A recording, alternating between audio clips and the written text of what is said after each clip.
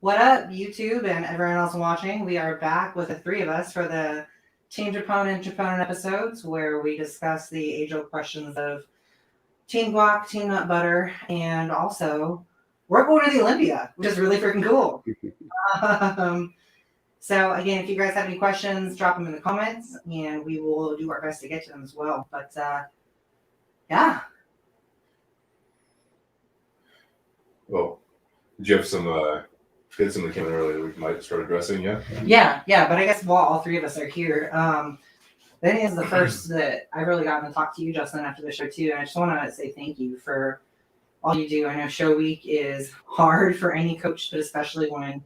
How many athletes did you have competing last week? I had 5 over 4 days. Oh shit! He's doing promoters, putting shows every day of the week. It used to be just, prep guys for Saturday. Then the UK started doing Sunday, and then, Masters, Nationals, and things like that would have Thursday show. Why is my color so bad? That's okay. I'm like blindingly pale from our lights, apparently. So. Yeah. All good.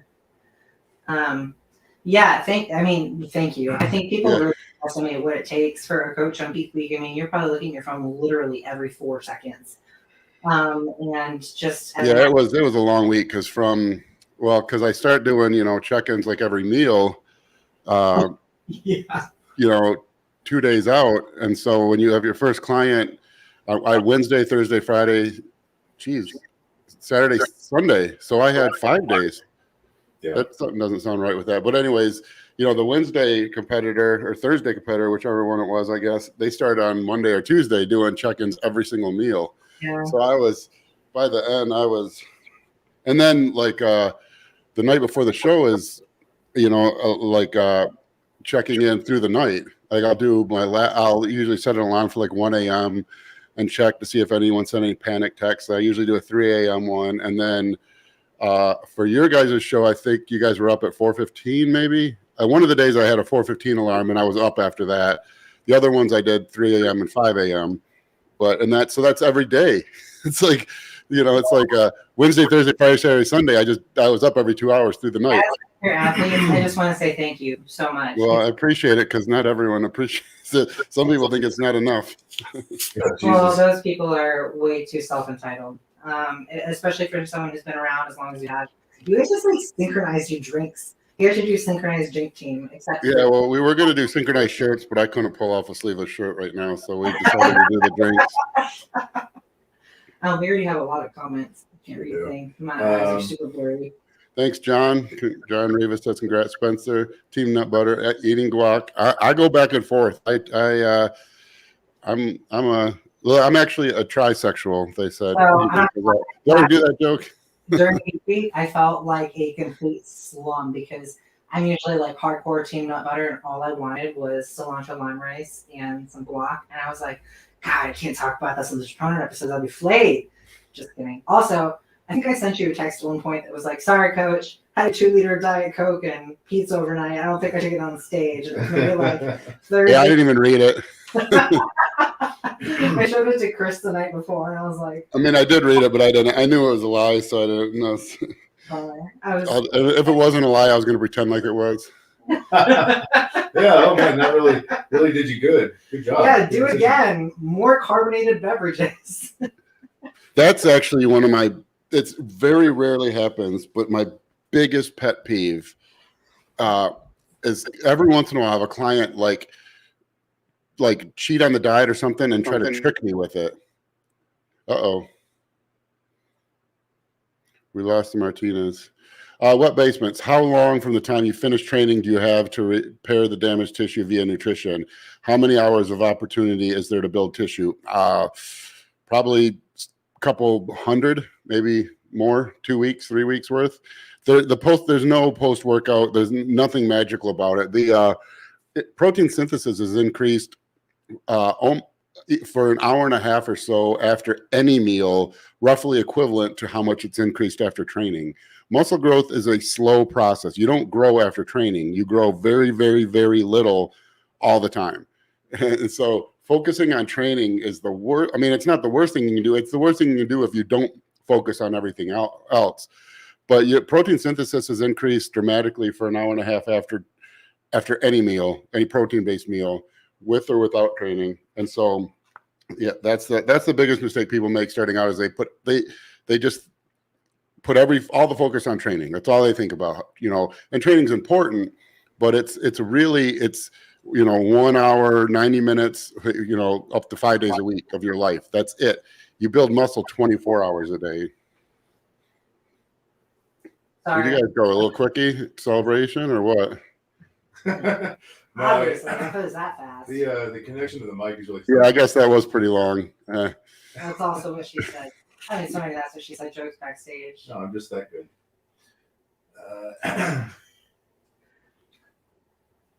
Also, thanks, John. You're next.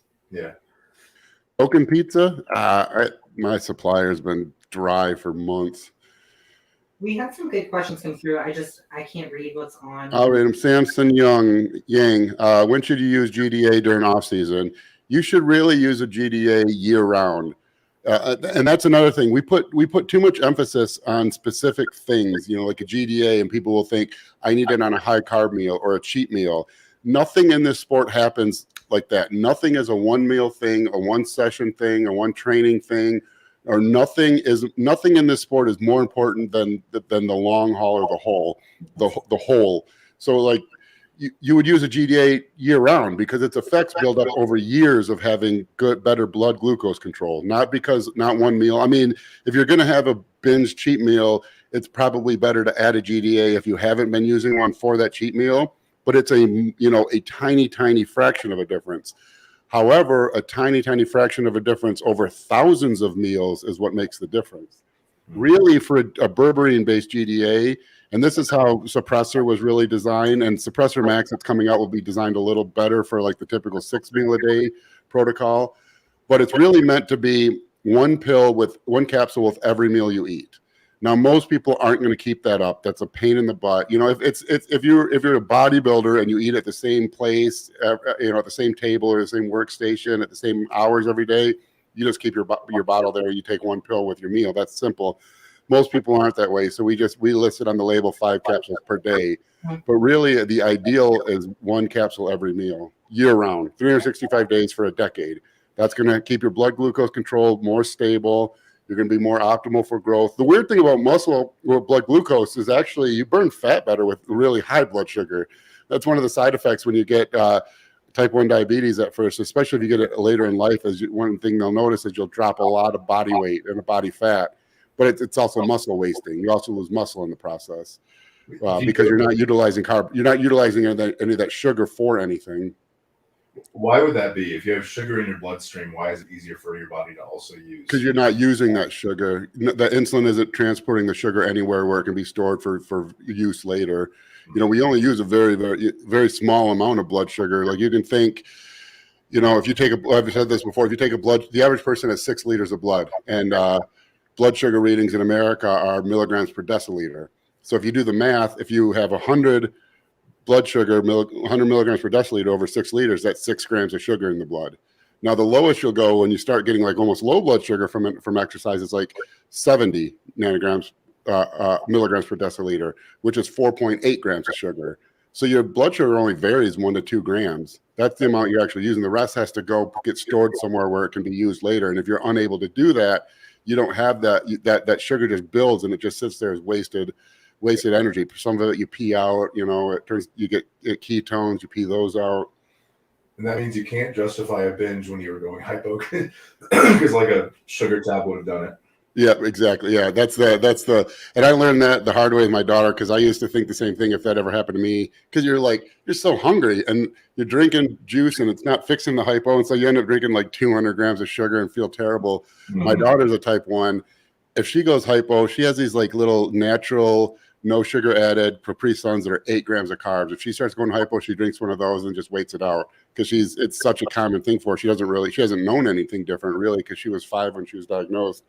So you really, if you go hypo, if your blood sugar is 60, to bring it back into to bring it back to 70 takes like 1/3 of a gram of sugar. So if you're in prep, basically take one of your Tupperware meals you haven't eaten yet and take like a pinch of rice and you're there. Yeah, pretty much. And there's actually other things you can do. Your body, there's something, your saliva produces something called salivary amylase. And amylase is one of the enzymes that break down carbohydrates because you can't digest carbohydrates, only simple sugars. And so if you do have something like that's not a simple sugar and you want to accelerate the process, if you let it sit in your saliva, mash it around and let your saliva kind of does the amylase break it down a little bit before you swallow it. It's a very small difference, but when you're going hypo, something like that will help it get in your system quicker. Yeah. Is there a cap you would put on cardio duration per session? Well, judging by our first prep, I'm going to say your answer is no. There isn't. It depends. There's a cap that I would like, but there's only one cap, no cap. There's only one cap in total, and that is you have to be in shape on stage. There's no point in doing the content. No one wants to lose muscle and all those things. No one wants to do excess cardio. But if you're not going to step on stage shredded, don't bother doing the show, because the muscle does you no good if you got fat covering it. So there really isn't. But in general, for HIIT, I don't like to do more than 30 minutes of HIIT cardio the way I do HIIT, which would be 15 hard minutes. And I don't really like to do more than 45 minutes of LISS per session. But when I say that, like, I don't like to do more, that doesn't mean that that's a rare occurrence. Most people get to that level. That's just like usually about the highest I like to take it. Yeah.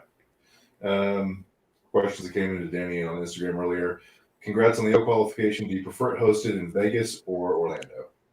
Oh, all the Olympias I've been to. Probably Orlando. Yeah, I'm glad we're going to the land of Lord DeSantis rather than a big city like Vegas. Any difference to you, Justin, as a coach? I always like I like Vegas. I'm not a gambler or anything, but the people watching in Vegas just can't be beat, really. And so for me, as a non-competitor, where much of my time is spent watching people, because you have the bodybuilding freaks wherever you go, and so that's good people watching. But if you go to Vegas, there's freaks everywhere. When it used to be at the Mandalay Bay, I really liked it there because the walk to there was the expo and where the show was, there's like, it's like all hotels. There's like the conference room areas, and the expos in one of the big or they probably opened a bunch of them. And there's like a long walkway with benches all along the side.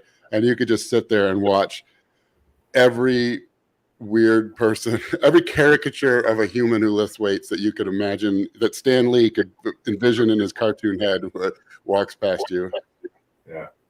I want to make sure someone who's watching the live stream asked, what do you recommend for people who need to improve overall ankle mobility? And I really, really want to make sure I get to this one, especially since he's watching.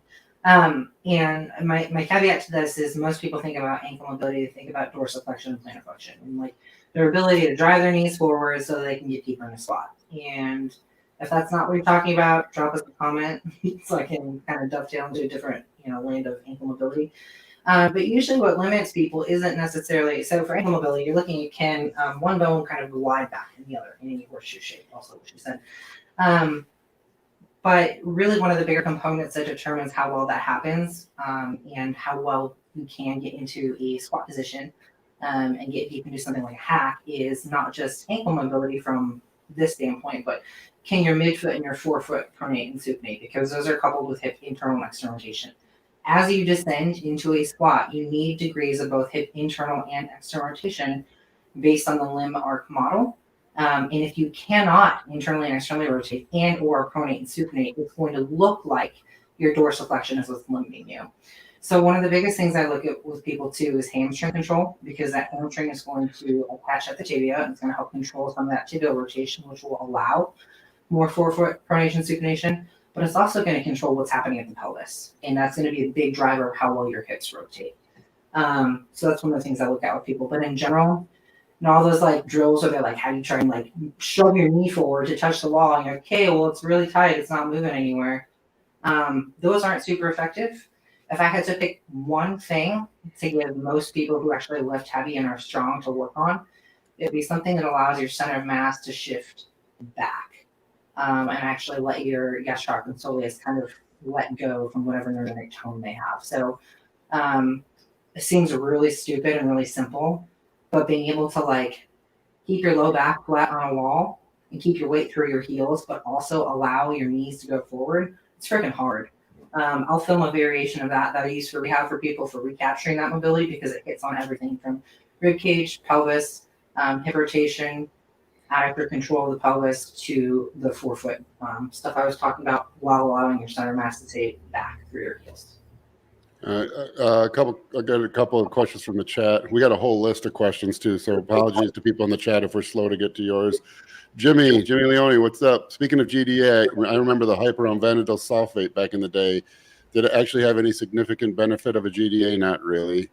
I mean, it was one of those things, like you could do the physiology, the pharmacokinetics or whatever of vanadil sulfate, and you know, it's kind of like HMB, or what, arachidonic acid is another good one. Like, yeah, technically it's an important player in hypertrophy, but taking arachidonic acid isn't going to trigger hypertrophy to any substantial. It's kind of that vanadil sulfate is kind of the same. Samson Yang, how is too much volume for rear delts? How much is too much volume for rear delts? I don't think you can really. It's such a small muscle. Well, yeah, you're going to disagree, but I used to do up to 20 sets for rear delts. No, I don't disagree. I think it's a hair splitting question if you're actually hitting your delts, if you're just hanging on your rotator cuff. Yeah. They're destroying their shoulders, thinking they're hitting their delts, and really they're just tearing up their supraspinatus. Yeah, the rear delts are weird because like external rotation feels like rear delt when, you know, like I can go like this and feel it because it'll burn in that area. But, you know, but the rear delt, I don't want to speak on like biomechanics when Danny's here, but rear delts, you know, is going to be more like no, I shouldn't say that because there's lots of ways. But I just know I see a lot of people do things that they think are rear delts, and really what they're doing is kind of creating an external rotation, and it's burning that whole area back there where the rear delts are only a player in that movement. But if you're actually hitting them properly, I think you can do pretty high volume for them. I think the biggest thing for rear delts is you need to do more. Like if you think you're doing enough, you could probably stand to do more. Most of us do more of it. But how you go about executing your movements is going to be much more a function of how. So you think about where the rear delt crosses, right? And it basically crosses across the back of the shoulder joint, which means how you position your hands to actually hit rear delt is going to be a function of how your humerus sits. If you're someone who sits at a computer all day long, your shoulders live here, your shoulder position is going to be different than someone who's like, I don't know, a former baseball player, for example. Yes. And then on their arm, their throwing arm is going to have much more. Right. Have you seen that? Where like you take a baseball player, brain angle is entirely different. It's like, yeah, don't even get me started. But I think that for most people with rear delt training, they try too hard to make it look like someone on Instagram. And the reality is you're going to have to take time exploring. You're going to have to take time actually trying a couple different hand positions, trying a couple different movements, and doing something that's going to actually let you connect with that muscle. I highly suggest people start with some isometrics just so they can actually feel and go, oh yeah, that's where that is, and then recreate it with weight. But too many people are dogmatic about, oh, you have to have your hands in, or oh, you have to have your pinkies out, or oh, you have to be reached forward, when really it's going to be a function of your structure. So take whatever data points you find on YouTube, on social media, whatever, try them. And use it as an opportunity to gather data, but ultimately where you feel things the most is going to be the best for you. And from there, rear delts can really take a beating, provided you're hitting rear delt and not just, I mean, Meadows did. How much rear delt work did he do? Yeah, he and Chris Edmonds also does a lot. Yeah. I will kind of disagree. I mean, I don't think there's necessarily too much, but a lot of people think that you have to completely spam rear raises if you want any rear delt growth. I think if you're actually training them effectively, it doesn't necessarily take like 20 to 30 sets a week. Not that you shouldn't kick it up if you need to bring them up, but I don't know. Mine have come up a good bit with like maybe. I don't know. So many questions like that are really there's major caveats, and there's a couple of new questions that are going to have caveats too. I mean, if you train your rear delts properly and you're really in the muscle and you're targeting them and you're not bringing in assisting muscles and you're a rock star in rear delt movements, how much you're going to need to stimulate them is going to be less than someone who has trouble. There's a couple of Luke Sandow questions I want to get to. Justin from Wet Basements, can you speak about your time with Luke Sandow? What you thought about his physique and training style? And as a guy, he's one of my all-time favorites. He's one of my all-time favorites too, honestly. Of all the deaths in the sport, and there's been a number of deaths of people I knew or people I worked with. Luke's hit me the hardest by far. He was a really, really, really good guy. As far as I could tell, it's not like I lived with him, but people say that all the time, like, oh, he's a good guy. He was a very nice human, very good guy. The entire UK lifting culture I love. It's so much better than the United States bodybuilding culture. They're all, they're self-deprecating. They, like they say, take the piss of each other. The way, like, because I mean, it feels like male to male interaction is different than when I was a kid. When I was a kid, or even today, like that's how guys hung out, was you just made fun of each other, and you knew who your best friend was because he was the one that made fun of how small your Peter was, and he was the guy you made fun of for never getting laid, or like that, like that's just like, and that's how the UK culture is. But Luke was a very, very good guy.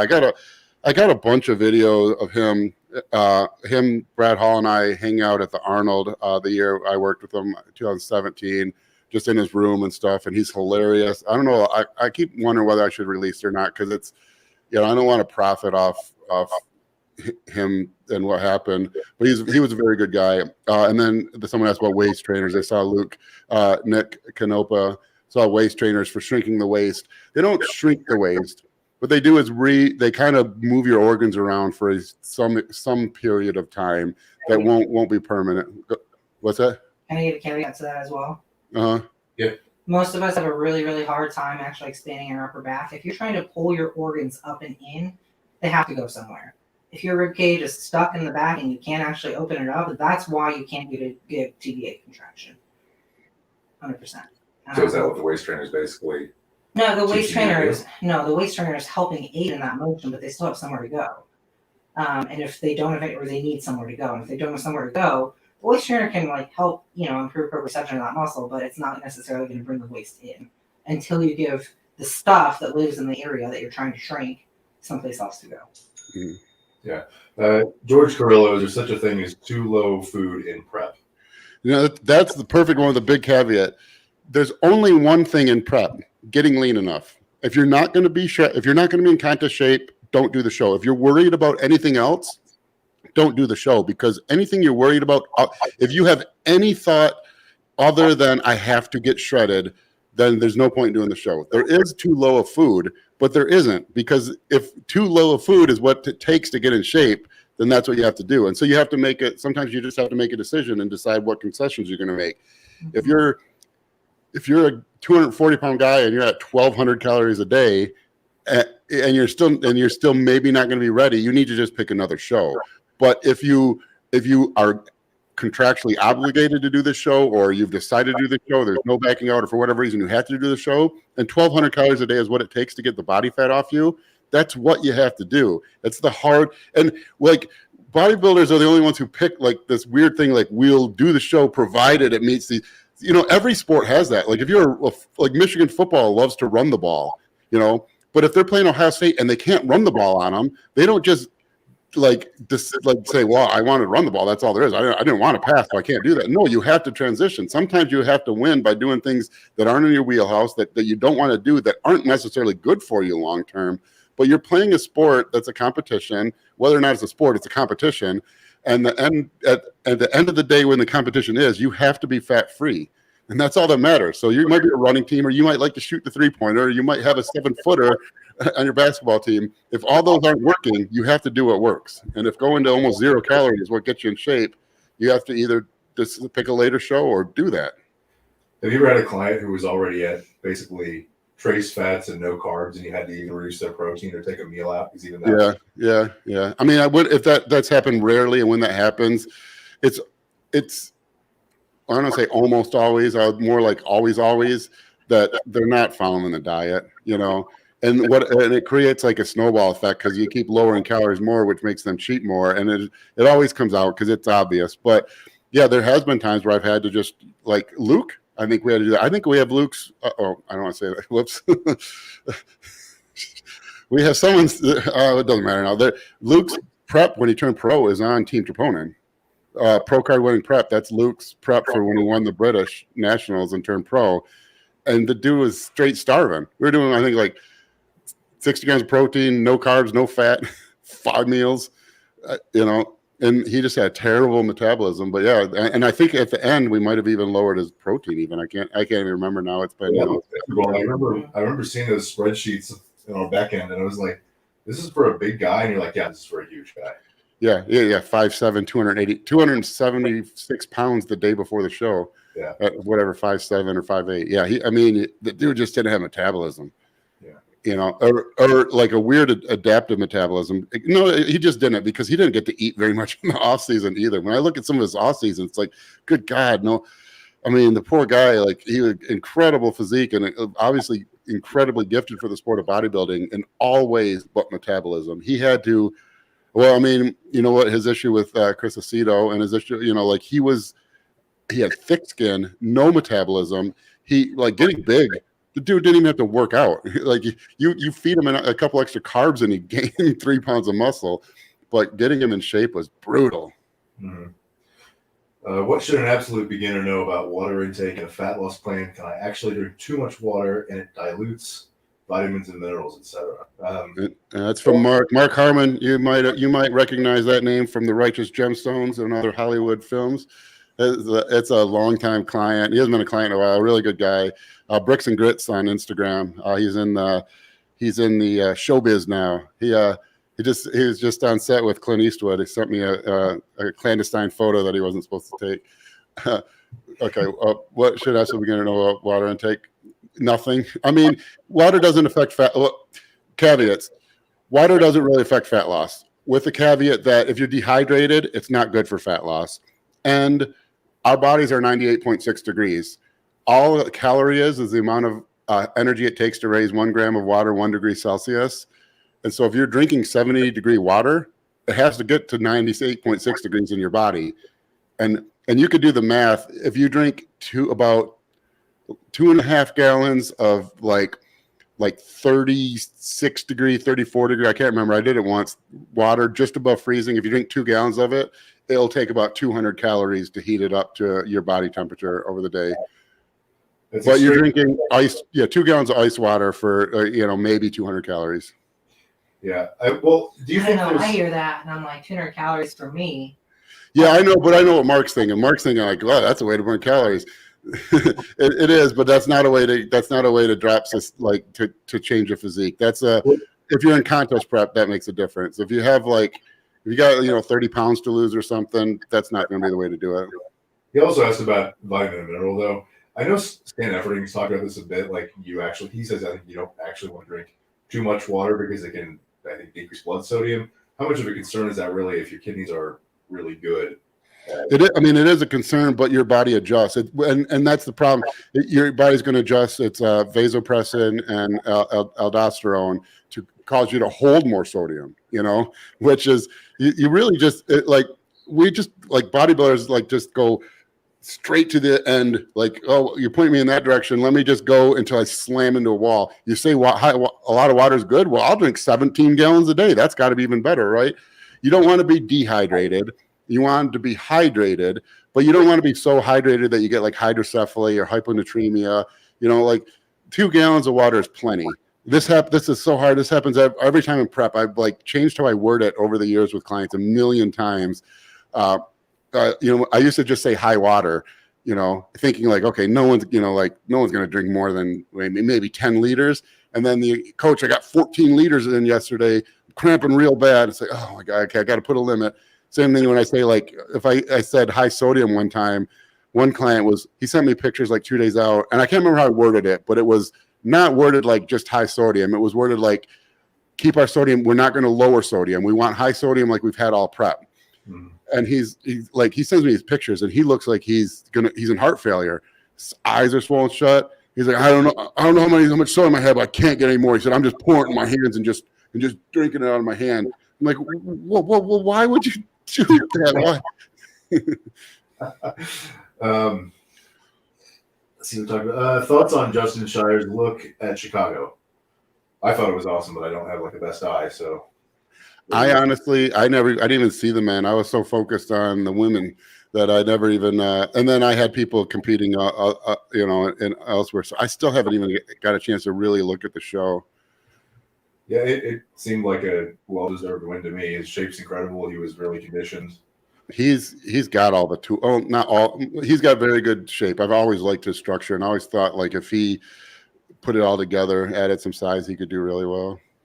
Yeah.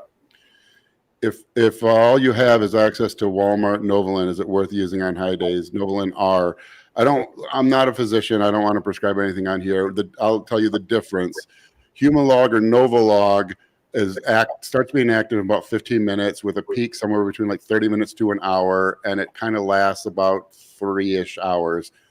R has a peak, roughly the same peak, early peak. The peak is slightly lower, and it lasts about twice as long. So that's the difference, is that you just if you're going to use it multiple times in a day, like if you were going to use Novolog and you were going to take a dose every other meal or about every 6 hours, that second meal of Novolin R will still have insulin from the first dose present. So you have to be careful with the second and third doses of the day. I also want to be careful not to give recommendations on this, but from experience, there's a Walmart down the road, and you can tell there's that longer peak. Like the first dose of the day, it seems to act like it should. By the time you get to the third, like I'll take it with meal 5 on a high day, and by the time you get to the cheat meal 6, like 2-3 hours later, I'm like, wow, I'm really going hypo. Yeah, so be careful on the later doses, because that's where it'll get you. The peak just trails off. Yeah. Do you do any rear delt bias pull downs or rows? I don't. If I'm training rear delts, I'm training rear delts. If I want to do, I might do rows in a form that kind of like works more upper back. But no, I don't do. If I'm training a small muscle group, I'm usually pretty specific with it, because I just want to get it over with so I can get to deadlifts. What about you? Deadlifts. Just kidding. Yeah, probably the same. Super chats aren't on. They should be on. Can anyone who makes fun of me for not knowing anything about technology tell me how to do super chats? I thought they were on. Super chats, is that where they pay a little bit to get their question read? Yeah, I wanted that on. I'll take all the money I can get.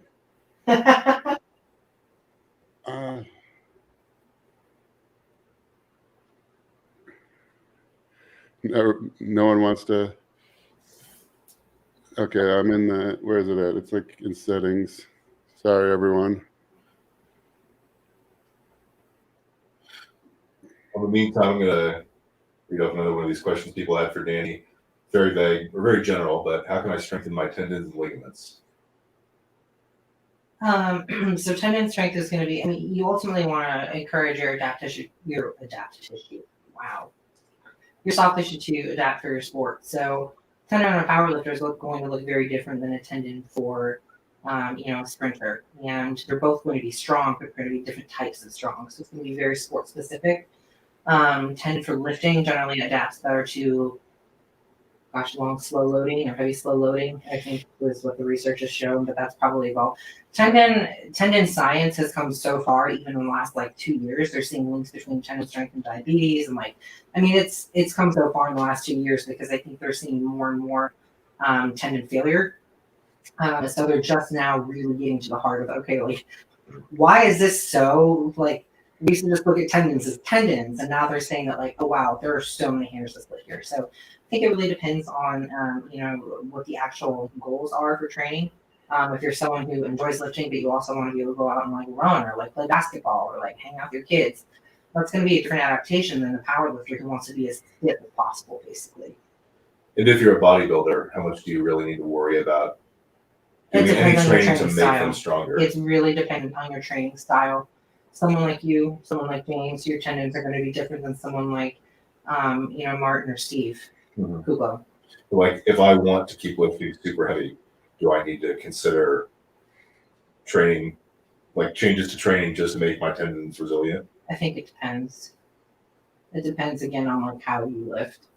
If you're an explosive, if you're more controlled, it depends on the movement. It depends if you're, and even within tendon health, you need to look at the actual structure of the tendon. The pec tendon is shaped very differently than Achilles tendon, and so just looking at the angles of pronation and how long or short those fibers are is going to be a different strain that needs to be put on that tendon to encourage a strengthening.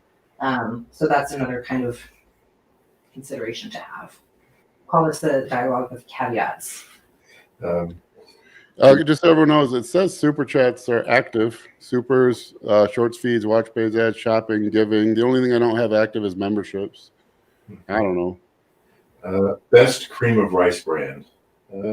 Barf. You don't like cream of rice? No, it's got it's nothing. I don't. I don't even know. It tastes like I'm eating hard air. For Tampa Peak when Dave is a large man and he's got bear paws, so he kind of like fat boy eats. I remember the transition from eating like an elegant human to having to just go there. Yeah. Well, I remember sending you I sent you a posing video, and you're like, yeah, the funny thing here is Dave just fat boy spooning it in the back. And I was like, that's exactly. But I remember him eating fat boy spooning cream of rice, and I was so hungry and so depleted. I literally just started crying because all I wanted was a bowl of cream of rice, like just plain cream of rice. Well, to the brand, I mean, there are two big brands I know of for like in the fitness industry. There's Pride Foods, and then Bowlagains, Ross Flanagan's company. They're both really good. They got a little bit different texture. I guess since Ross is like in Texas where we are, I'll go with his brand. The brownie batter is really good. Pretty good. Yeah, it's pretty good. And I like the peach one too. Those are my favorites.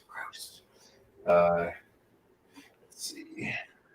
Thoughts on Nandrolone only cycles? I won't get into it. I'm not a fan of it.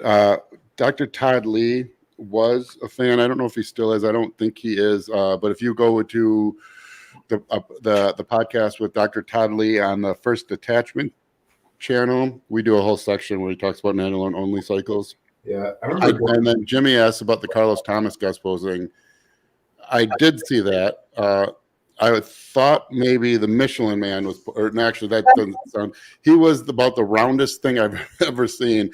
It's quad ridiculous. Oh man, I thought like I saw it, I was like, okay, that's got to be photoshopped. Then it's the video, and it's not photoshopped. He's just that. That's how he looks. Very interesting look.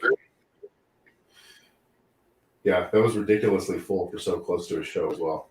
Oh man, yeah. I hope he's in shape. That he seems like one of those guys though. Like that's a frustrating when you have. I don't know if he is one of those guys, but there's a type of body you'll get where they're like that, and when they're full, they are so impressive. But you cannot. It's so hard to get them full and dry, and so that's like it's so hard because there's so much fullness to add, and how do you do that without any water leaking out of the muscle? Yeah. Blue Collar Body, what's up, family? Danny, Jackie, and I'm so proud and excited for you. Thank you. Thanks, guys. Appreciate it. It's hard. I feel like no one really cares about the women's shows. So I'm like, just want a pro show, and it feels like no one really cares. But yeah, they don't get enough coverage. I was even looking on YouTube, and it's like everything's just about the Open, pretty much. Yeah, well, pretty soon it's going to be only about the Classic. So yeah, like 5 years. Even the women all have to work probably harder than the men. Man, I thought some of the women bodybuilders, like Christina Nicole or whoever she was at one, I thought she's one of the most beautiful human beings I've ever seen on this planet. I was like, oh my God, if I were a dude. Yeah, she was good. For a natural competitor. Yeah, go ahead. Go ahead. How long Spencer Sicko. Yeah. For a natural competitor, how long does it typically take to regain muscle lost towards the end of prep? How much muscle do you really think they lose? I zero. That's what I'll say. And there's little data to support this, but it's not like you can do studies on this. You can't just starve people. But they do have data on special operations, like especially the Navy SEALs. There's a couple of research articles in them during Bud's Week where they've been training incredibly hard because like the whole Navy SEAL camp isn't just that week. That just 1 week is especially brutal. As far as I know, I was never a Navy SEAL. I can barely swim, but they test them. They do muscle biopsies, and they found that even on like almost no sleep, burning 20,000 calories a day, exercising 22 out of 24 hours a day, almost no food. They found no loss of muscle tissue, which they wouldn't call contractile tissue, they just call muscle tissue. But they're basically doing a biopsy of the actual protein cells, the muscle cells. They found no loss of muscle. The one study was 5% body fat.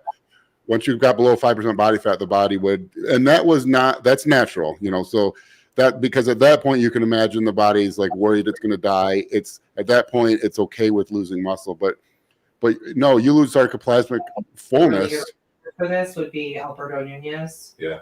Berto he's so in the science, and he gets shredded. He's with 3DMJ. He'd be an awesome resource for this. They're great. Yeah. I have a hunch on why people think Actually, Daniel, you'd be a good you're not but for the muscle loss, when you were on death's door flat, and I was trying to explain to you that that's what you were. You when you're like down to 125 pounds, and you know, like that would be, because if we put you on stage versus that, you would think you had lost muscle on that flatness. You were just flat. I literally, there were a couple people I told I wasn't going to get on stage at Chicago because I didn't think I was going to be conditioned enough. I know. I was trying to tell you the whole. You never listen to me, so I said. I do all the time. As soon as you tell me what's going on, otherwise I don't know. You never believe me. That's not true. I hate that, because when a client does that, I'm like, man, she's been in the sport a while. I'm like, am I losing my touch? Because I'm looking and thinking like, God, we're gonna win this show. I'm fucking pumped.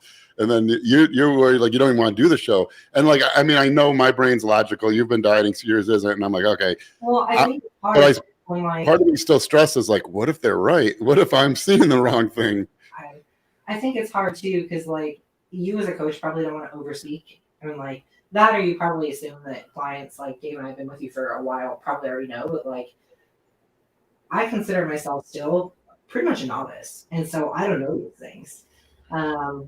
And like, I don't know, even just seeing how the fill out process went this year was just really, really different. And then like looking at the scale totally threw me off too, because we were talking about how you're like, oh wow, you put on more size than I thought you did. I was like, great. And then I got on the scale one day and I was like, I'm only like a couple pounds heavier than last year. Should I even get on stage? Well, I don't know if you agree with this, but what I thought was the case is that she had such a good off season, and when you gain more muscle, you're probably more likely to fluctuate in appearance when you're flat versus not flat. And you fun with the big dudes, but I think even someone Danny's size, like she had like a 9-pound off season for how big she already was. That's incredible. Yeah, it's like you having like a 25-pound off season. Yeah. That's actually a good point, because that's one of the things like why a lot of coaches can almost get away with the females, because they don't have enough muscle to go as flat. You can kind of just go one direction, just starve them, use diuretics, and they might not be full on stage, but at least you know they're going to be shredded.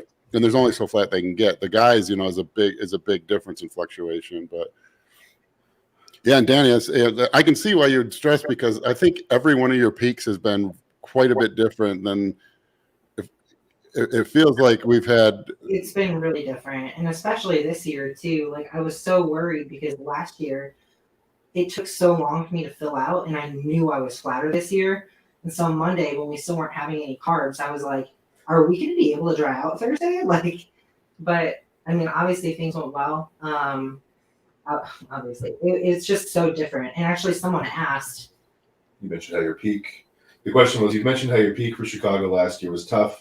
How did it go this year, and what was the difference? I mean, Justin nailed it. I tried really hard. It makes me feel really, really like I'm not a good client. If you feel like I second guessed you, don't believe you, I'm really sorry, because I always. No, I don't think. Because I mean, I don't care if you second guess me. I'm not gonna listen. I'm just saying.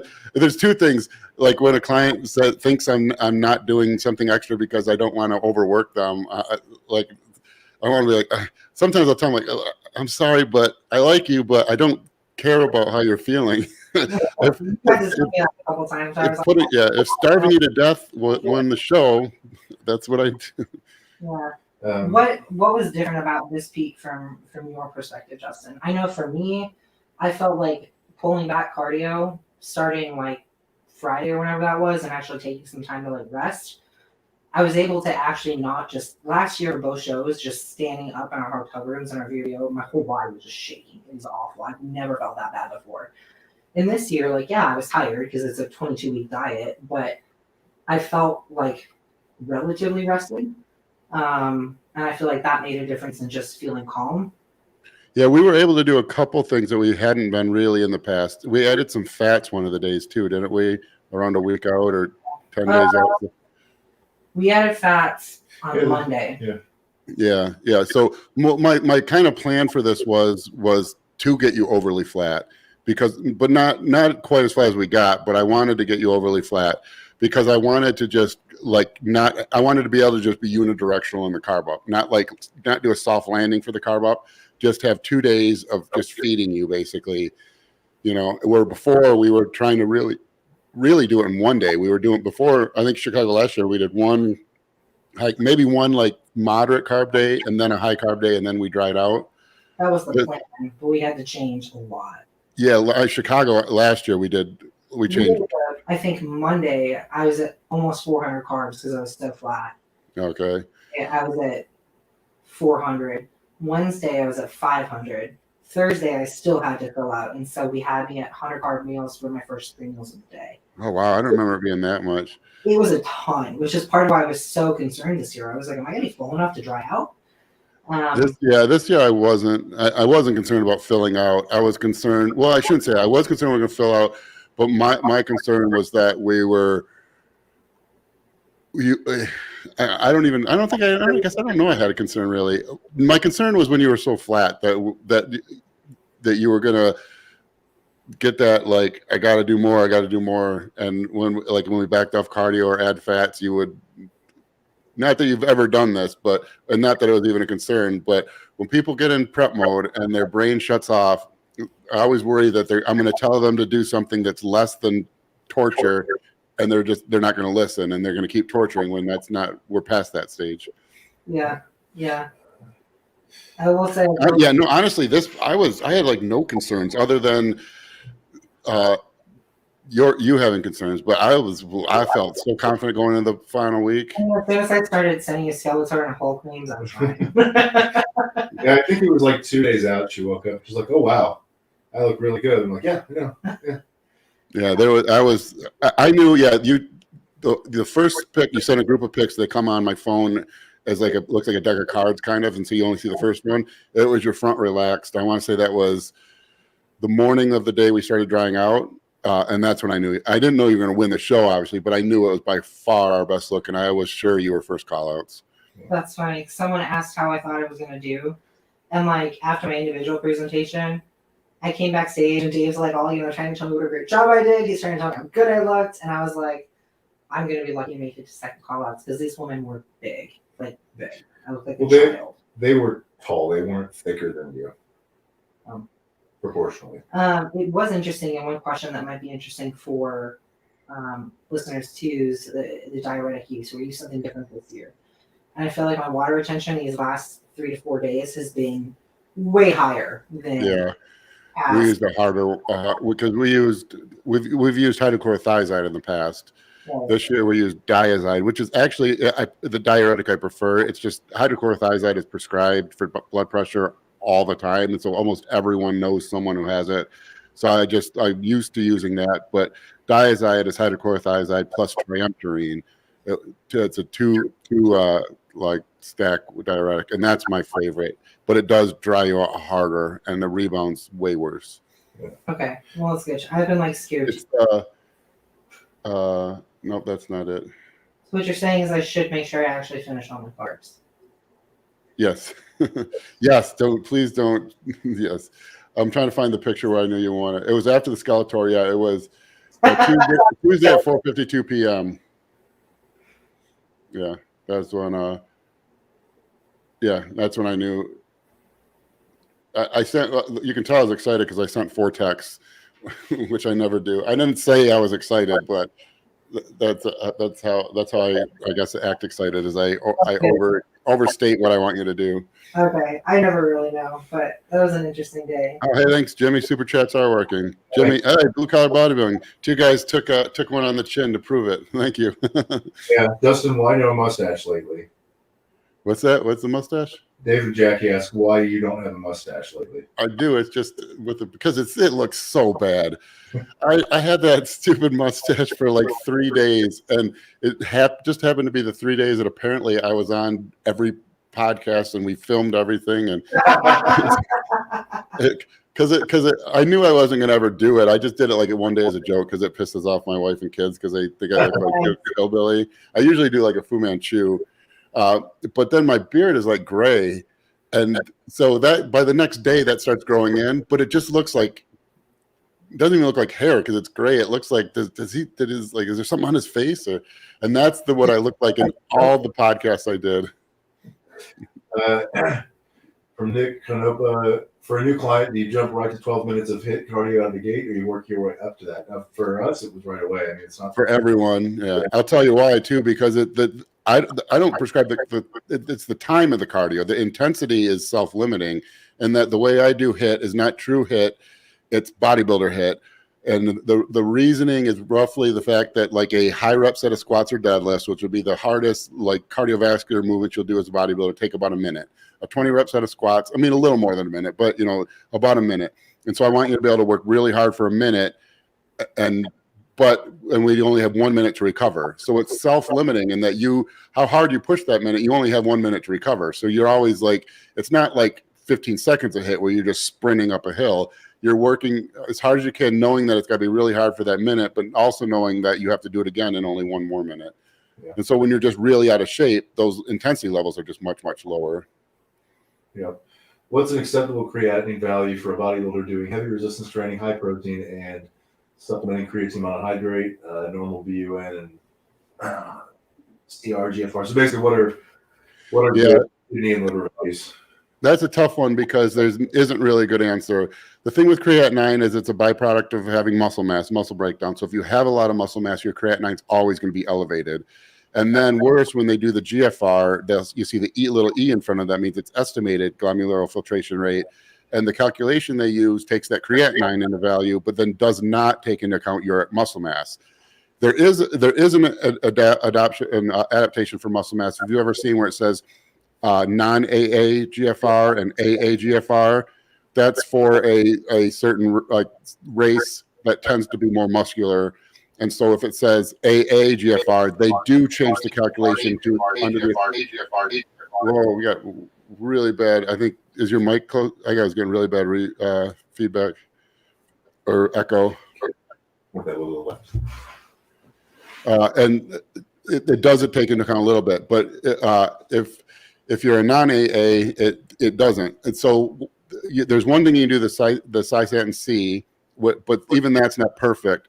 If you have a true concern, what you can do is something called a 24-hour clearance test. And you'll see a nephrologist and you'll pee into a jug for 24 hours and they'll measure how much creatinine you actually clear, and they'll get your actual true glomerular filtration rate. And I don't want to say like my situation is like anyone else's, because anyone who's had any strange values should get checked. But the first time my creatinine hit 1.5, it had been like 1.3 to 1.4, which is high, but I was over 280 pounds for a decade. It was 1.3 to 1.4 from like 2004 to 2018, I think. And then I got a 1.5. And so it had gone up a little bit. So I was like, oh my God, all I do is talk about kidney health. I can't have bad kidneys. So my doctor was like, no, you're fine. But I asked to see a nephrologist, and we did a 24-hour clearance test. And my true GFR was 135, which is like anything over 60 is considered normal. Obviously, anything over 100 is better. 135 is really good. And my creatinine's been 1.5 ever since. It stays there. Yeah. So really what you're going to have a slightly elevated number. You don't want that number to be linearly increasing. You don't want it high, period. But if you weigh 280 pounds lean, it's not going to be 0.9. It's just not. BUN is different. BUN is actually the clinical measure for anabolism. If you want an actual medical determinant of whether or not you're building muscle, it's BUN. And that's because blood urea nitrogen, if it's elevated, that means you're not using that to synthesize muscle tissue or muscle repair. However, we don't really count in that either, because they're considering like a person eating 70 grams of protein a day. So the amount of protein we eat, BUN is always going to be elevated. But again, you don't want it continually elevating. But I mean, that's about it. And so BUN over creatinine, I don't really care into that. Creatinine is the main one you need to worry about. BUN is always going to be slightly elevated if you have high protein intake. And there's really every study that's ever done in non-disease kidneys, and even in renal disease up to like stage 3 kidney failure, all the studies seem to show that protein has like no effect on kidney function or health. And Lane Norton's done a couple of videos about that are really good, actually. From Dave Jackie, any tricks to joint inflammation without using NSAIDs? That's a good one. Curcumin. It's about that's about the only anti-inflammatory. I think, did I say that word wrong? That's how I say it. Yeah. Okay. Good. That's right then. I'm trying to think too. Although I have a client using a unique NSAID that I've never had one use. He's got like spinal stenosis and stuff. And my first thought was making weight for powerlifting and using it because it's a stronger NSAID. Yeah. I remember there was I think it was right after Junior Nationals a couple of years ago. I had the rebound went great, but I just got so bloated within a week or two. Yeah, I remember that. And I think part of it is just I went from using a very tiny amount of GH to just a little bit more, and that always makes me hold water. But then my knees were killing me, and I really wanted to have a good leg session. So there was a week where I took a lot of ibuprofen. I don't remember the exact dose, but it was definitely more than you'd ever want to take for longer than a week. And I was just this watery mess. I mean, I went from shredded to straight up jiggly in my midsection in a week or two. So weird. Well, I mentioned that kind of offhand to you in a check-in, I don't think this is really it, but is that it? And you said, yeah, actually there was this NSAID called Butte, which was basically just incredibly high dose NSAID that it's either used for horses or powerlifters would use it after making weight to bloat back up. I was okay, I basically did that to myself. Yeah, and so I won't recommend this. I'm not a physician. I would never recommend a medication. But if you were a power lifter who had to make weight and only had 24 hours to gain it back, if you took 1,600 milligrams of ibuprofen as soon as you stepped off the scale, it would facilitate your efforts of holding water to gain the weight back. I think that's what they had me do. I had a 20-pound weight cut to make. Oh yeah, that meat. Wow, awesome. Yeah, so, that's a good total. Yeah. Let's see. Yang, I make my own cream of rice by just blending dry rice. That is exactly what I do. It's really the bougie cream of rice tastes great, but it's really nice to not spend more on rice than you do on a protein source. Also, if you guys want any sort of food prep meal ideas that are prep friendly or anything, let us know. We're getting ready to make more food related content on the Team Troponin site. As much as everyone loves white rice and chicken, sometimes just having a little bit of flavor with your white rice and chicken can go a long way to make things not feel quite so stale. So. Justin said that's overrated. He just eats the same shit 6 times a day. No, it's not overrated. I'm a terrible cook, and if I try to make, I know my wheelhouse. There's a few things that I can make and add the right amount of salt, and it tastes good. That's really my issue with cream of rice, is because I like sweet stuff doesn't do it for me. And every time I try, I don't do the right amount. And if the amount of sweetness I need for it to actually taste good is half a gallon of Splenda, and I'm I don't want to do that. And it just doesn't the salt part. Just salt on rice is just, I don't know. It's like salt on rice, like white on rice. Which one are you about to read? What's that? You were about to read another one. Oh yeah. Where'd it go? I eat like a bodybuilder and weight is climbing week to week with minimal weight gain, but I'm struggling to get strong. That's because muscle growth, hypertrophy, and strength are only loosely correlated. And 3 examples I'll give would be training is for performance, and I'll say Tyson Fury and Daniel Cormier were 2 of the baddest men on the planet. And then there's an Olympic weightlifter, Lasha, I can never remember his last name, who, if you follow Olympic weightlifting at all, look him up. He is inhuman. He's, for the last several years now, he's just been breaking his own records by half a kilogram at a time, and they look like warm-ups still. But if you look at him, he's a huge dude. But if you have no reference for how big he is as far as tall and being in his frame, you would have no idea he even touched a weight in his life. But he's going to clean and press 600 pounds. He not just deadlift 600 pounds. He can bring it to a show. But that's the thing is your strength too. For a lot of people, certain movements are going to get stronger easier than others. So if you're this is an extreme example. I'm sure this is not what you're talking about. If you're looking at your bicep curl, man, my bicep curl is not getting stronger. But that's okay. Yeah. Well, I think also that this, I won't call it a complaint, this observation of strength not correlating with muscle gain, I think you see it in some training styles, maybe you've just even beginner and intermediate trainees more often. Because if you get really good at using a muscle in a big multi-joint lift, but still biasing attention towards the muscle. I mean, personally, I see a pretty big relationship between strength in that movement and size of that muscle. But it's only if I stay strict, which is an acquired skill over a lot of years. Yeah, something I was talking with Chris about this weekend. Chris, for those of you listening, Chris was one of John Meadows' kind of mentees. Is a weird way of saying it, but John was like a big brother to him. They trained together for how long? 12 years? Yeah, 15 years? Yeah. Very, very long time. And so Chris and I were talking a lot about how coming from a strength sport background, it's really hard to learn to train like a bodybuilder. Because even when you think you're using the muscle and you're training the muscle, not the movement, you still realize that you have this baseline level of strength that you almost have to like undo and peel off really hard. So one thing that we looked at throughout my prep was like, he was like, how hard are you smashing weights? I'm like, I feel like I pulled back, and I like show him my sets, and he's like, dang, that's still a lot of weight. And it's really hard, I think, to actually train well. And I think that's part of why you see people that have such different training styles between someone who's very like pump oriented versus someone who's really, really strong. And those are kind of two ends of the spectrum. But everyone in the middle of that gamut can be effective. Yeah. I still hold that the whole weak bodybuilder trope isn't really a thing. I mean, there are bodybuilders that don't train heavy and don't need to train heavy, but heavy being the weight that you see. But they're all pretty much all capable of moving a lot of weight. Yeah. Spencer, I want to thank everyone who's done the super chat. Spencer, thanks for donating. You guys so much. Gumman, right? Not Guman. I said it wrong last time, but Gumman, how much T3 does Justin recommend? As little as necessary to win the contest. Ideally 0. But if Dave's first prep, we used it. Probably second, I don't remember. We won't use it this time because of how much muscle mass he has. So it's kind of one of those things that's a player early on in most people's careers, and most female, it's a player their whole career. But eventually, when you get when you get 100 pounds of muscle over what you were meant to walk around as, T3 is just a slippery slope for muscle loss. And John Rivas, actually, we used it for USA's last year. One show too many. We shouldn't have used it that one. We were debating whether to use it or not. But I don't like T3. But if you have to use it to get in shape, you have to use it. That's kind of astounding to think about, isn't it? Because you're talking about big dudes using anabolics, and usually a lot of stuff that you might normally worry about, you don't, because in the face of that big androgen load, it just kind of risk of muscle loss. But T3 is just that powerful to shoot through muscle, but it will still make you lose muscle in that condition.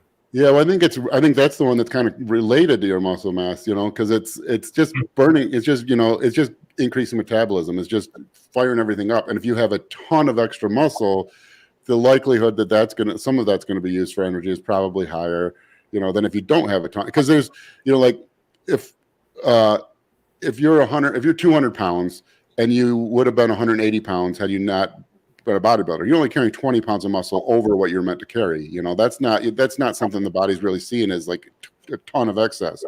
But now if you're 280 pounds, now you're carrying 100 pounds of muscle more than you were meant to. Now that's a lot of excess muscle. Yeah. Spencer Sivko, this is a good question. I know you brought up eating cucumbers and lettuce with balsamic vinegar while dieting in the past. At what point do you start counting the carbs and veggies you add to your meals?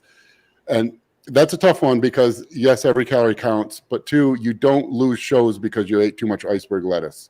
That's not a thing. You don't step on stage with soggy glutes because of cucumbers. That's never the reason. You're not going to fix soggy glutes by removing 10 calories a day of cucumbers, because there's 3,500 calories in a pound of fat. Yes, every calorie counts. However, you have to remember that the food label is only required to be, I think it's 20%, within 20% of the given value. So if you buy a chicken breast and it says there's 2.5 grams of fat per 25 grams of protein, and say you get 50 grams of protein in a meal. So that's supposed to have 5 grams of fat per meal. Well, every chicken ever born in history doesn't have the exact same body fat. So you're just as likely to get a chicken that has 5 grams of fat and still be within that 20% total calorie mark. You might have 5 grams of fat per 25 grams of protein. So now you're eating 10 grams of fat per serving. That's 45 extra calories without tracking anything. You have to eat a fuck ton of iceberg lettuce to get 45 calories of non-fibrous calories, because insoluble fiber we don't extract calories from. Soluble fiber we do. We get a little over 2 calories per gram as opposed to 4 calories per gram for regular carbohydrates. But you have to eat like 25 pounds of iceberg lettuce to get the amount of calorie variance that's allowed within the law of the food label just in your chicken breast in one meal. Yeah, that's a good question. Very good comment. Rescue IV. The fact that you guys named the crew after a cardiac is awesome. I want to let me state that I was wearing a Team Troponin shirt on the plane, and because I'm bougie, I was in first class, and I'm sitting next to a guy, and like halfway through I had to pee because I drink too much fluids, and so I climb over him, and it's like in Fight Club, you have to decide, do you go backwards and give him your ass, or do you go frontwards and give him your penis? I gave him my penis, but I climbed over, went to the bathroom, and as I'm coming back, he goes, Team Troponin, I like that. I was like, oh, are you cardiology? And he's like, I'm a cardiac surgeon. I was like, oh, all right, cool.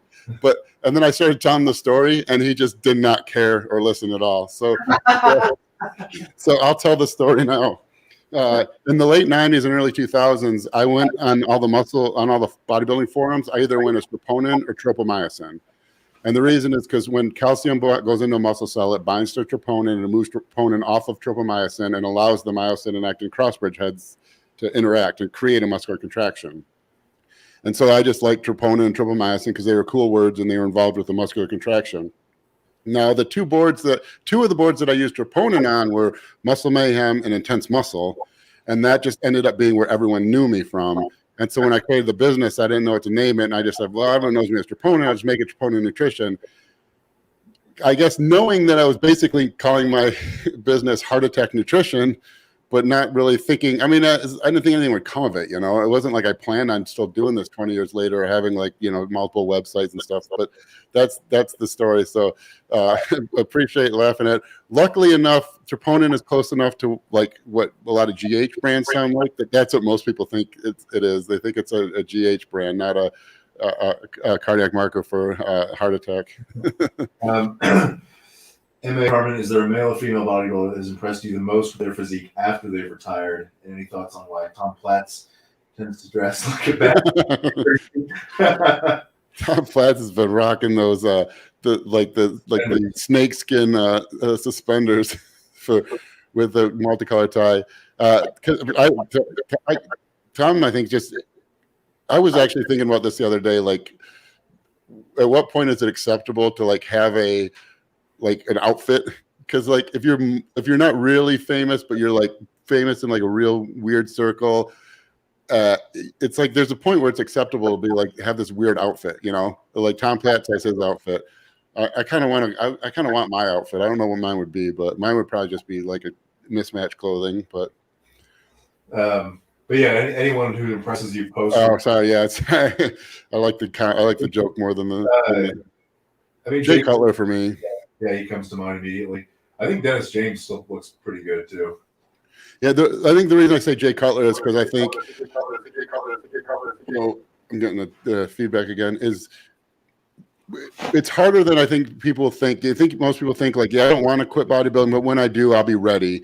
It's hard to just lose your identity as the big guy, as the huge guy. That's all people know you for most of your adult life.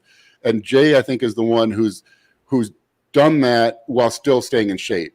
A lot of guys lose all their size, but they stop working out. A lot of them get into drugs and rec drugs and do all the like partying stuff they weren't able to do when they were a bodybuilder. Jay seems to be the one guy who still like trains pretty consistently, not as intense, obviously, but trains, clearly went down to TRT and still eats good. Because that's been the hardest thing for me is I love training, but like eating like a bodybuilder, and when I know there's zero chance of muscle and I don't care how much muscle I have, that's hard. Yeah. I wondered too, like, can some guys just probably get away with staying big health-wise more than others? Because I'll always train and I'll probably always eat relatively close to this, if not as strict. But I figure at some point, even if I want to maintain like 240, 250, that's still bigger than most. Yeah, I don't know. I hope so because I can't get my weight down. I mean, every male in my family is over 250, at 30% body fat or more, whatever. So like I was 260 before I ever took anything. Again, not a bodybuilder 260. I was a 30% body fat 260. So yeah, I hope some guys are able to stay bigger because I would like to be a little leaner and lighter, but I just like the food too much. David Jackie asks, what do you guys think about J3U's suggestion of straight set prep? It might be a good idea just because your recovery is not there, but yeah, I don't. Yeah, I think it depends on your prep, on what the overall volume looks like, how you're supplemented on specific movements. I think movements that are more taxing versus less taxing. I mean, there's so many hairs to split. And if you're someone who does street sets, can you actually take those sets close enough to failure to actually still make them meaningful? And I think a lot of people can't. I think a lot of people actually have a harder time with that than they do the intensity techniques. yeah, cool. But the movement. Go ahead.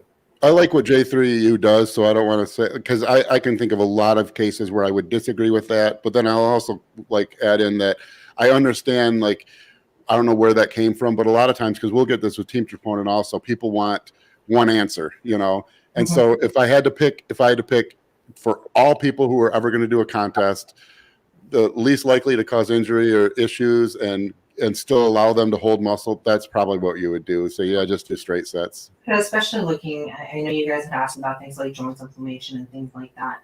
I think that's another kind of driver. So if that's something that you struggle with regards to inflammation in general, I don't think that intensity techniques or anything that's not a straight set is probably the wisest thing. Yeah, that might be the case.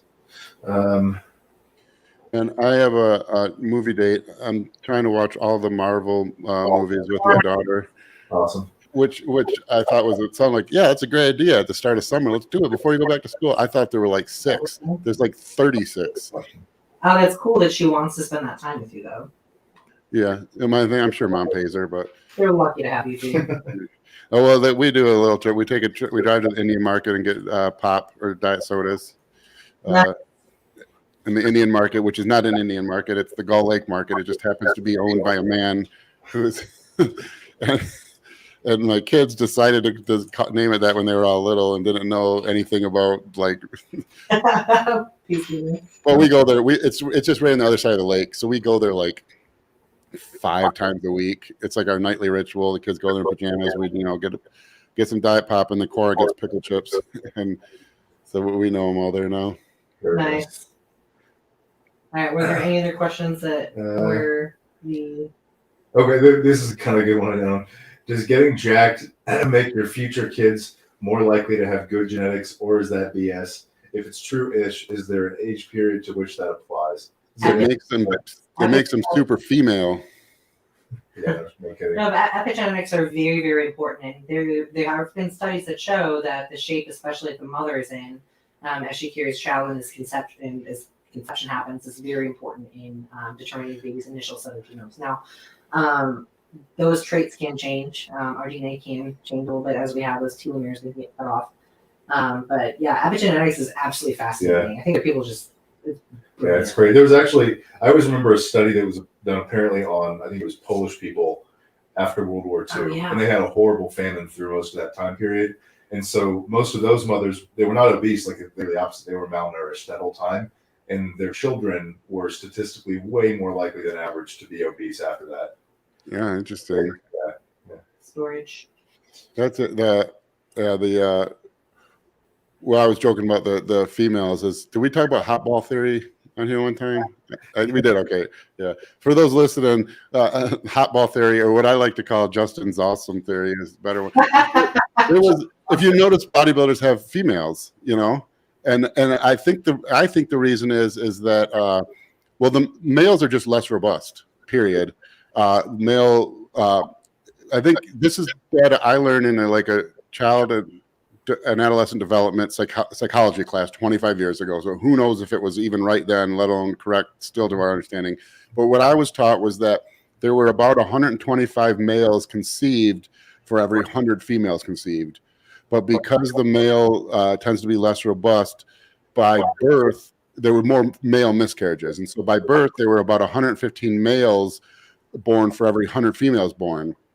But because teenage boys are stupid and idiots and do things like jump off buildings and drive 150 miles an hour, by mid-puberty, it evens out to about 100 versus 100, which is what you would want, which makes sense, you know, like if you just put numbers into some statistical pool and just let things run, at the age in which procreation was happening, you would want it to be about as equal as possible.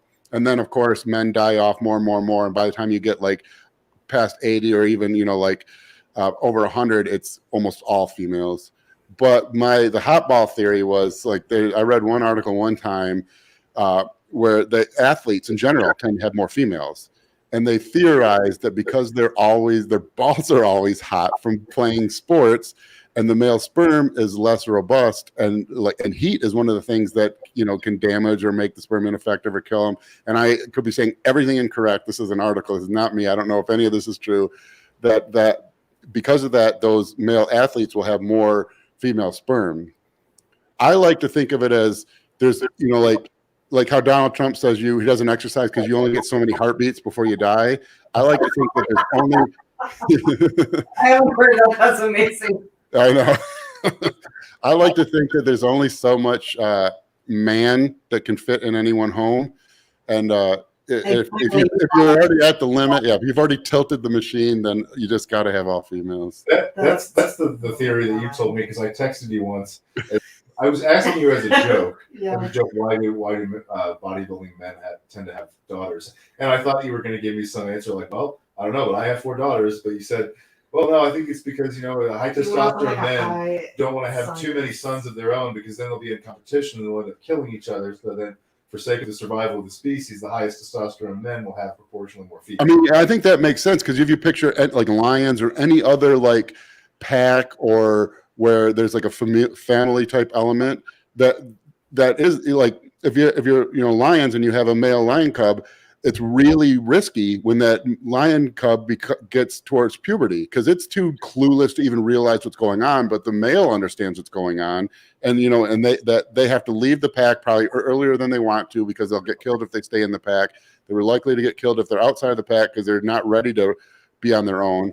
And so it would make sense that, like, because the number of offspring you have survive is always what evolution is optimized for. And so if you're that high testosterone lion, over time you would be optimized for more females, because and none of that has any scientific backing. But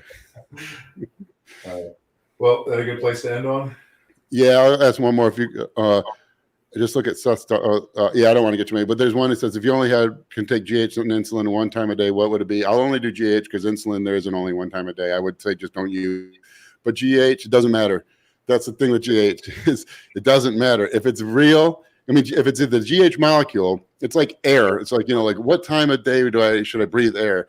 If you have acromegaly, you don't, like, Andre the Giant wouldn't get to not be Andre the Giant if he just his GH got produced at a different time. If it's real at GH, it works no matter when, how, or whatever you take it. Whether you take it all at once in the morning, spread throughout the day, take it IM, sub-Q. If GH gets into your system, it's going to do what GH does. Yeah, I think what you said to me was, if you're only taking 1 IU, no amount of timing can make up for the fact that it's not 10 IUs. Yeah. All right. Well, thanks again, guys, for jumping on with us. We'll be doing this every Monday, usually going forward, I think. Mm-hmm. But Monday or Tuesday. Tuesday, one of the two. Yeah, Tuesday. I think we have the schedule now. Future reference, if you have questions you would like answered or topics you want to cover on the site, let us know, and we'll get to them for sure. Real quick, damn it, Mark, you always got to ask a question in the last minute. As if I've seen Oppenheimer. Yes, I did. Did he influence my studies? No. I was never an Oppenheimer fan, I guess. Because he was a theorist, which I like, but he really wasn't a mathematical theorist, and the math is what I always enjoyed. But I did watch the movie. 2 things: it should have ended at the bomb. I thought that was an incredible story. The witch hunt afterwards, where they spoiler alert, cover your ears. The witch hunt afterwards, where they took away his security clearance, was really like a dog and pony show. It was like 12 years after the bomb. He was not really deeply involved. It was because it was all like the Red McCarthy era stuff that was going on, and like the physics community did think it was silly, but it wasn't like he wasn't really using security clearance, so they really overplayed that. But there was a bunch of stuff in the movie, because if you like math or physics or science or like interesting science stories, the best book you could ever get is Surely You're Joking, Mr. Feynman. It's just a biography of Richard Feynman, Nobel Prize-winning physicist, one for quantum electrodynamics, probably my favorite physicist, because he was like a hillbilly physicist. He was like he like, the way I always say, like, first principles, or like I never try to say something unless it's my own words. If I'm only repeating what someone else says, I always think I should learn it better so I can rephrase it in my own words. Otherwise, how do I know it's true? And I got that from him, basically. But it's all the little stories in there, like they had to wear these, like a welder mask or whatever when the bomb would go off. And Feynman was sitting in his car. Well, he realized that the windshield is polarized. Well, like the nuclear radiation is not going to be polarized. And so he could technically, as long as he's behind that polarized glass, he could watch the blast. He wasn't expecting just how bright it would be, brighter than the surface of the sun. So when it flashed, it like blinded him for a little bit. There's a bunch of little tiny things in the movie that are really interesting that are totally historically accurate. Well, I think we all probably have work to finish. All right. Yep. Thank you guys. All right, we'll see you next week.